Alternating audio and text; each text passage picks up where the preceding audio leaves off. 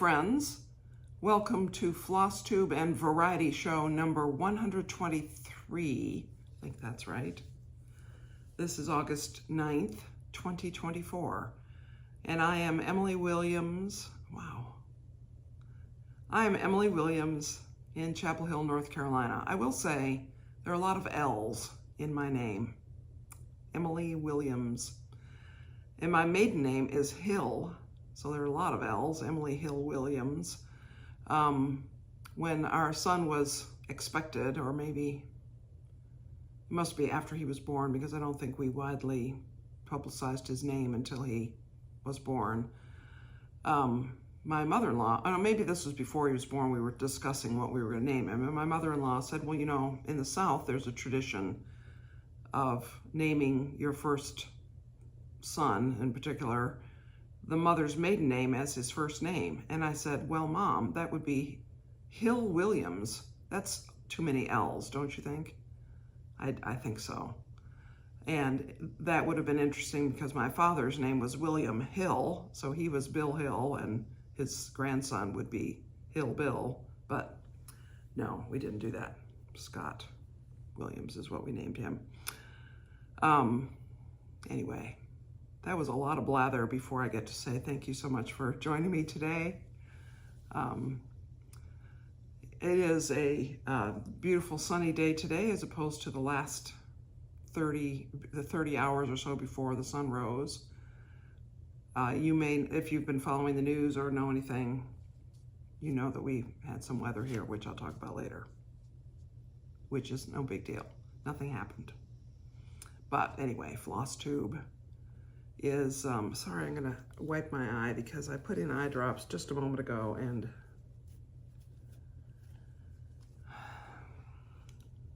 it's all fine. Flosstube is cross stitch and Variety Show is something else. So we'll start with cross stitch as we usually do, and we'll discover later what the Variety Show is. This is sampler 193.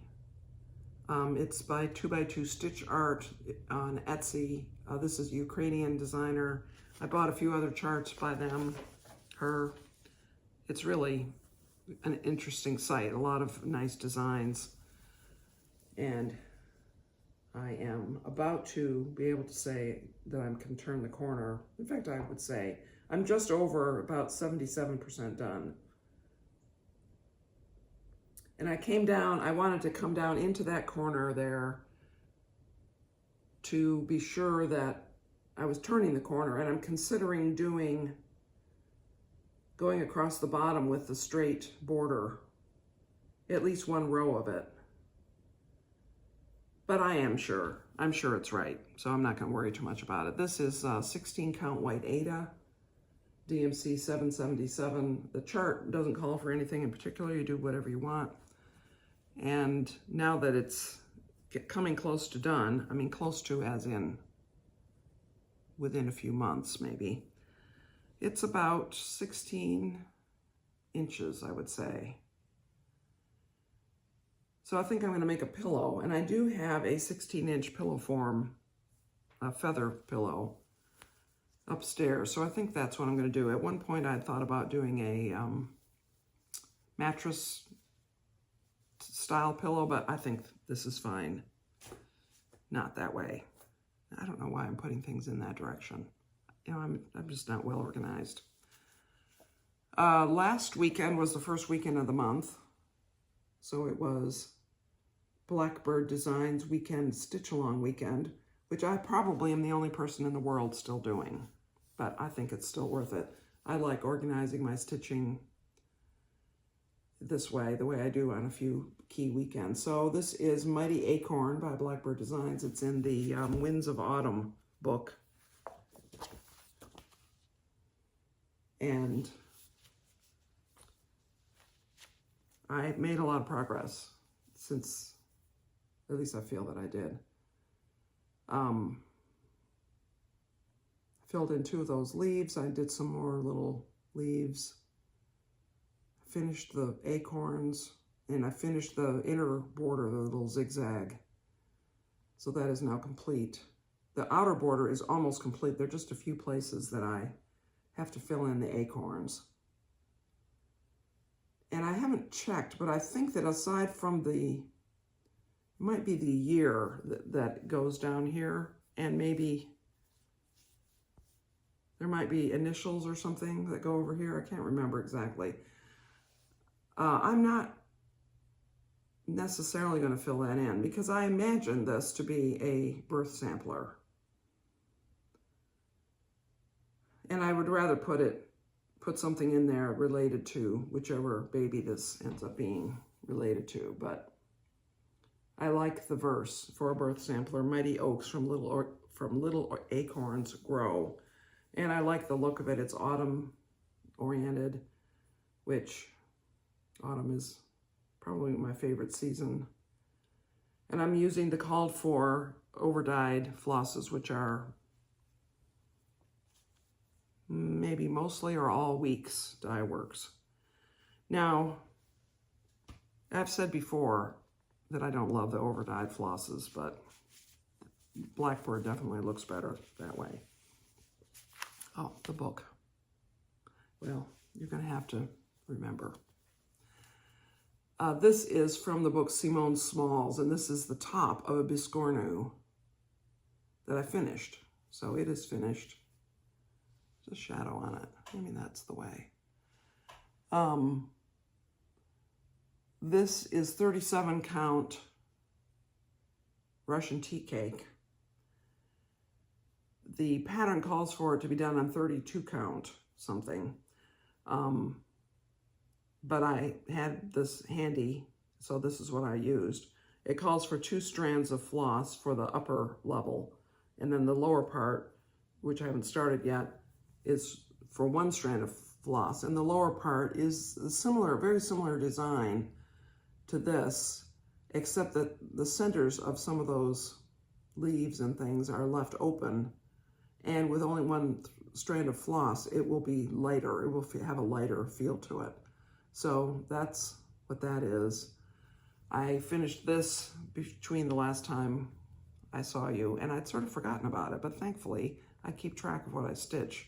Otherwise, I might have not remembered that I could show this. But that was fun. I'm sorry I didn't bring the book out. I don't know what's wrong with me. It's over there, but it's out of my reach, so. Under the Roof of Blue Ionian Weather, charted by Golden Kite. This is, as you see, it's a romantic era painting. Ionia refers to Greece. And so this marble amphitheater-ish place, or oratory type place maybe. Many of you who are new may not know why I'm stitching this. It was a print of the painting hung over the piano in my mother's childhood home, and which became my childhood home. So this is the whole of it. I can't tell if I'm getting it in the picture of what I have, and I've been working up here, and I got a blend got finished. I finished a blend the other day, and so I had a little needle, a thread left on my needle, so I just, from memory, stitched a little A. I don't know why, just because the thread was on my needle. This is now 67% or so done,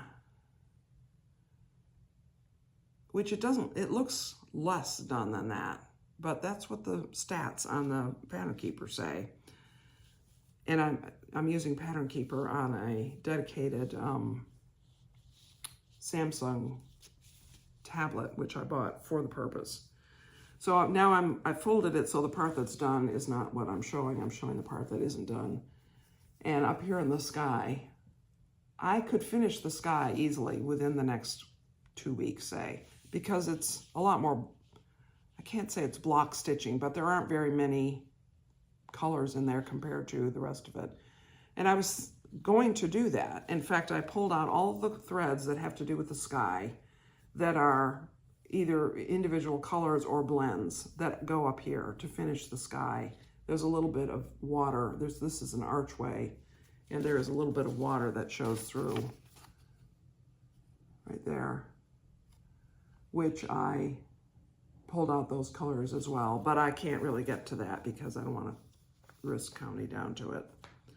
And then I realized, and in examining the rest of the pattern, if I finish the sky, then what I will have left is intense confetti for the whole rest of the piece, pretty much, because there aren't even big swaths of marble. It's much smaller areas of marble. These people here, this has some carving in the top of this archway. There's some more bushiness out there, rose bushes. So I decided that was foolish, that I need to not finish the sky. So what I am allowing myself to do is there's one particular band of blue that starts out here and comes back this way, that if I get that in place, then it's easier to anchor this arch. So I'm going to go ahead and do that. So I'm going to finish this. In fact, I have thread on my needle. You can see I have the needle tucked into the fabric there. I'm going to finish that stretch of blue, and then I'm going to leave the blue for a while in order to use it to reward myself for doing some of the harder stuff. But after I do the blue, my next plan will be to start on this arch and to start, because in this area right here, there are 50 colors in a 3 or 4, in this little section, probably 50 individual threads or blends. I'm not kidding. Well, maybe I am a little, maybe they're only 40, but that's a lot of thread changes. And of course, one of the purposes of having the whole thing gridded is I can do this and I can follow that color across somewhat. And I'll do that to some extent, but I know myself, and even with the gridding, I'm very capable of missing the count. But again, I'll open it up. It's now at its full width. From there to there is the full width. I also was thinking about how is this fully going to flatten out, because it's not, I mean, it's, the tension of the stitching is good, but even when I pull it, it doesn't seem to stretch really into flatness. But perhaps as I, I'll wash it. It's DMC on undyed Aida. It's ivory, I think is the color, or maybe antique white. I will definitely wash it because it's grimy. And then as it dries, I will be ironing it face down on a towel, and I'm hoping that will flatten it out sufficiently to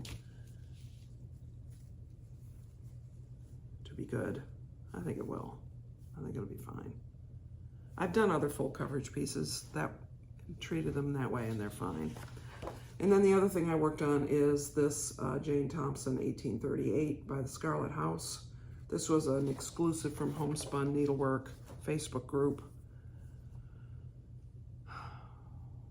I'm going to say it must have been last year. Oh, and I meant to look back to see where I was the last time I made a video, because according to my calendar, I worked on it several days, but I wasn't doing a lot of stitching back in the early days between my last video and now, partly because I've been watching the Olympics, which I'll say more about in a bit, and partly because I was not not cross-stitching as much because I couldn't figure out, my new eyes, which are great. Don't get me wrong. I'm possibly finished the second line of text there, and I started the next 2 lines. And I know I've been working on the red flowers in that border that's above those, and I've carried on the green border, inner border, down some. I don't think I did any more of the outer border flowers, But, you know, I have worked on it probably 4 or 5 days, and I have decided that in August, so let's just slide into plans. I mean, some people have their videos all divided up neatly into plans and so on, which I don't tend to do that, but today I am going to talk about plans. So today is the 9th of August, so it's about a third, roughly, of the way through August. And I've decided that in August, I'm going to work on certain things. I wrote it down. I should be able to remember. Let's just see if I can find it easily. Oh, who knows where I wrote it? Okay. Under the Roof of Blue Ionian Weather, yes. 193, yes. Jane Thompson, this, yes. Mighty Oak on its weekend, which is now past. And Bethlehem, which is the Christmas piece, which comes up on the 3rd weekend of the month, which is the coming weekend, not the weekend that's about to happen, but next weekend. So those are the ones I plan to focus on. It doesn't mean those are the only things I'm going to do, but I want to make significant progress on Under the Roof, 193, and Jane Thompson. I mean, I truly, if somebody told me you have to work on Jane Thompson only for the rest of the month, I would not be unhappy. I enjoy this a lot. And I can't wait to get down, you know, when you get down farther, when I get down past this verse, then I have a border and then all these motifs. That house is nothing to sneeze at, so it's not going to be finished because I focus on it in August. But that has been my thought, is I would try to make August a little more focused, and we'll see. I may decide, you know what, I'm bored doing it this way. So you can tune in next week and see what I ended up choosing to do. So I started out by talking about the weather, and you may know that what was Hurricane Debbie became Tropical Storm Debbie, and then it struck the coast of South Carolina. Made landfall on the coast is probably a better term for that. And it came up through South Carolina and through this part of the state. I think its center was around Greensboro, which is about 50 miles west of here. But it was not a hurricane by then. And by center, it just means that what would have been the eye of the hurricane, which had very much dissipated and weakened, passed there. But we got a lot of rain. Interestingly, not a lot of storm rain, but just a lot of steady, pretty heavy rain. From about 9 o'clock Wednesday night through sometime in the middle of the night last night. So most of Thursday. And we here at the house, I have a nice rain gauge out here, which we emptied a few times because it was full. We here at the house got 7 1/4 inches in about 30 hours. So that is a lot of rain. And there were flood warnings and watches and tornado watches and so forth in this whole area, and I know east of here had more rain and more damage and possibly tornadoes and things. And I love the weather. I love the weather. I love the sky. I'll stick a few pictures of clouds here. It's one of my favorite things is to look at the sky, which in this part of North Carolina, that's kind of a problem because there's so many trees that it's hard to find the sky. But the trees are important because it provides shade, which helps us not be so hot. So I'm not complaining about the trees. But when I go to a shopping mall or to our church parking lot and places like that, I like to look up at the sky. Now, a few years ago in 2021, I stitched a temperature cross stitch. And this is Temperature Tree by StitchinMommy on Etsy. She also has a YouTube channel. She does a weekly cross stitch update. She does a wide variety of types of projects, cross-stitch projects. She also does some quilting. Not very much of that, but she does some samplers, some mirabilia pieces, some cute pieces, some sort of elegant designs. Not sure that I've seen her do reproduction samplers, but she does a wide variety of things. She has a pleasing personality and about a 30-minute video almost every week, and I've enjoyed watching her. But she designed this. She has other temperature designs in her Etsy shop. So this is 2021, and if you look back at those videos, you'll see that I was working on this. First of all, I'll just give us a summary. This tree is mammoth. That's a lot of stitching in the tree. Each branch is a month. So this is January. Is that right? Yes, this is January, February, and so forth. And then each leaf is a day. And she had a color chart of the colors that she recommended. And I chose the temperature ranges from the moderate temperatures. She has four temperature ranges, so that no matter where you live, you can use her chart and stitch your high temperatures. But I use my own colors, and people have rolled their eyes at my color choices because of what I did, but I did it and I like it. So that's the way it is. I did not use Sarah's choices. And then up here, there are some green leaves, and those are, let's see, is that January, February, March, April, May, June, July, August. Those are all in August. 4 days in August, where the high temperature was hotter than 95.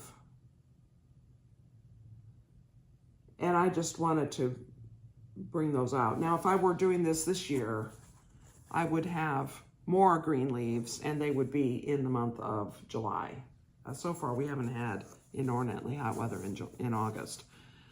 In fact, the several weeks coming forward are not.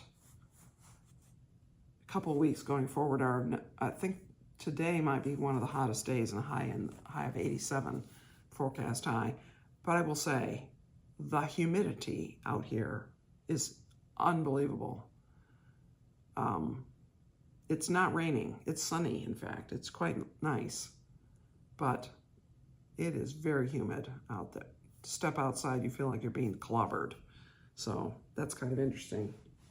I mean, that just happens after a storm. And before the storm hit, it also was happening. So another thing in the variety show type section of today's video is my knitting. I thought I was going to have this done, but I just could not quite do it. I didn't watch quite enough Olympics in the past couple of days because I've been knitting while watching the Olympics, but this is the scarf. And there are a lot of advantages to making videos. One is it's just fun to connect with people over our hobbies. But also, when I look at this on the video, it's not annoying to me. Up front and close up and in person, I don't really love this. I'm showing you the back. But you really can't tell, can you? From that distance. I don't love this greenish color, but from a distance, it's okay. It's fine. But I'm almost done. So what I decided in terms of length is, I just was gonna, so here's where I started. I was in the darkest purple. And I then went up into the purple where this beautiful peacock blue color came in, right before the greenish part came. So I finished the greenish part and I made it through the pale purple, and I'm now in the dark purple. And so next will be the dark purple with the bluish, which is not exactly, it's not a mirror image of how it starts, but I'm gonna go until I hit that blue, which here's my ball of yarn. It'll be one more repeat beyond where I am probably. That's my guess. Maybe 2 more repeats. But I think I've said to you before, this is a 12-row repeat. And in the 12 rows, there's 4 rows that are straight across something, either purl or knit. And then there are 4 pattern rows which repeat. So there's plain rows and then pattern row, pattern row. And I have a chart that I check off every time I finish a row, because if I don't do that and I set this down and I come back to it the next day or the next week, I can't be certain that I can figure out where I am. So I have done that on other lacy patterns that have, a multi-row repeat, and it works very well to do that. And I'm sorry I didn't bring the pattern over. I should have. But this is close. I will finish it tonight or tomorrow. Well, not tonight, probably, if I do 2 more 12-row repeats. Maybe tomorrow, possibly. Depends on how much Olympics we watch. But that's what I've been doing, because cross-stitch takes too much of my vision to be down at what I'm working on, and knitting I can look up. Now you might have noticed I have this little stitch counter here that is holding a part of a stitch. So this is 3-strand, 3-ply fingering weight yarn, and somehow I dropped 2-ply of this stitch, and I think it's in a, well, I'm not sure where it is, but what I'm going to do is when I've finished knitting, I'm going to find this color thread, which is that medium purple, and I'm going to tie to that, and I'm going to weave in the ends of that thread into the row in such a way that that will stay put. And I possibly will be able to sort of finesse it into the fabric of the knitting more so that it doesn't even show. That's my goal there. And if it does show, it doesn't matter. The whole scarf, I think, is very pretty, and it's busy enough that I don't think you would even notice if my little repair or reinforcement were to show, and I don't mind. So in the end, I am not displeased with this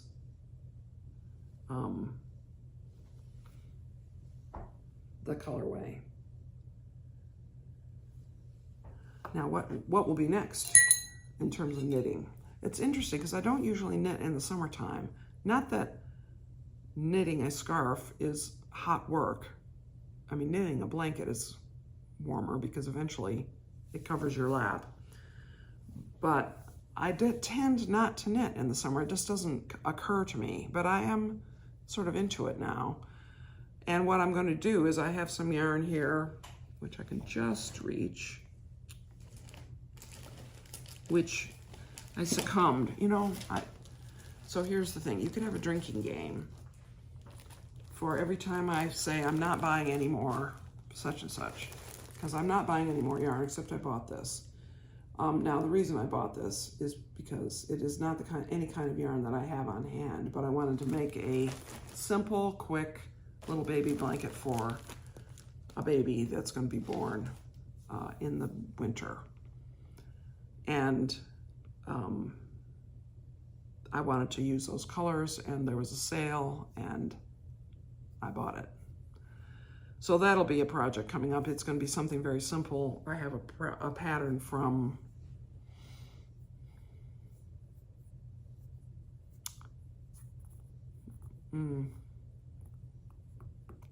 I can't remember. Might be the Annie's.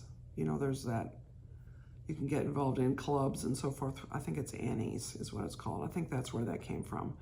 And it was for a 40-inch square blanket, which 40 inches for an adult blanket is not big enough.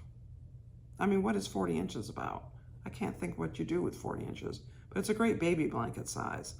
So what I did when I made the other one is I actually ordered some more skeins of thread, yarn. I think I got 4 more skeins in addition to what was in the pattern, and I made it into a watching TV kind of size blanket.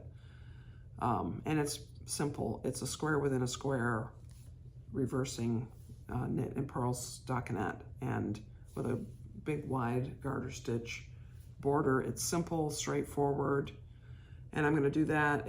This is acrylic yarn, so it will just go in the wash machine, and I think I have learned to weave in the ends in such a way that it's going to be nice and sturdy.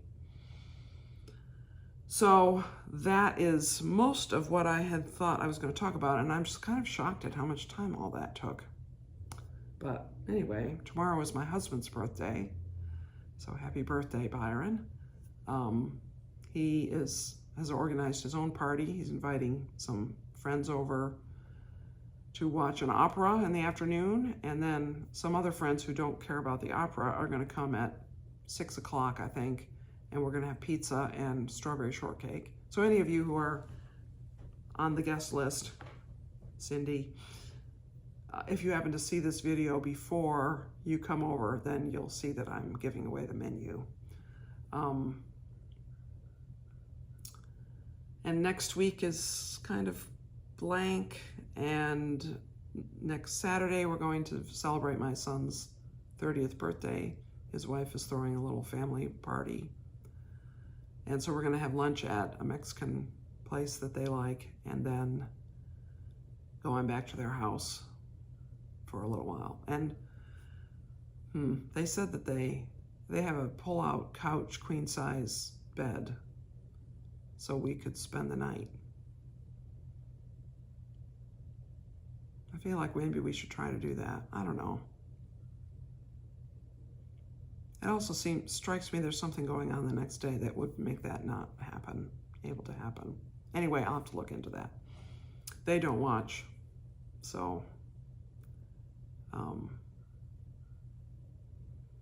yeah. I think within the next couple weeks, Cindy and I will make another galloping horse video. So those of you who also watch those, that'll be coming up. Certainly there's quilt making progress has happened for both of us. And I'll be back, I'm pretty sure, with a video next week. I don't foresee any reason not to. And I guess that's all. So I hope that you all are enjoying your stitching or your knitting or your Olympic watching or your cloud watching. Whatever it is you are doing that you enjoy normally, I hope you're enjoying it now. And I suppose that I'll just wait and see you in the comments, which I always enjoy. I appreciate that. You'll see other ways to follow me in the description field, and I also always list all my projects, things I talked about. So if you were interested in something, you can find it. I used to put links, and I don't do that anymore because I got snagged by some other website's security problem, got caused YouTube to give me a warning. And as unfair as that seems, I decided that you can look things up. And if I have trouble, by the way, if you ever want more information about something that I talk about, more than I give in the description field, please drop me an email. My email address is there, or connect with me on Instagram. I'm happy to give you more information about whatever it is. And I'm happy to chat with you that way as well. I'm interrupting myself. As you can see, it's no longer afternoon, it's now nighttime, because as I was putting things away, having made the video today, I came across something else I wanted to show you, and it's really probably the most important thing for me to have shown. And I'm so sorry, Becky, that I nearly forgot, but I didn't quite forget. So one of you, whose name is Becky, stitched this darling little bassoonist in honor of my being a bassoonist and having played it at the Olympics. Isn't that just the most amazing little thing? She picked it up from a pattern. called the Orchestra. She gave me the information about it here, the Orchestra. And if you want more information, any of you, you can get in touch with me and I will give you the information. But anyway, so she sent it to me and I haven't decided exactly what I'm going to do with it because it deserves to be something special done. I mean, look at that girl. Look at her playing her bassoon. Anyway, thank you very much, Becky. And now back to the normal closing of the video. My apologies for interrupting, for nearly forgetting, and all of that.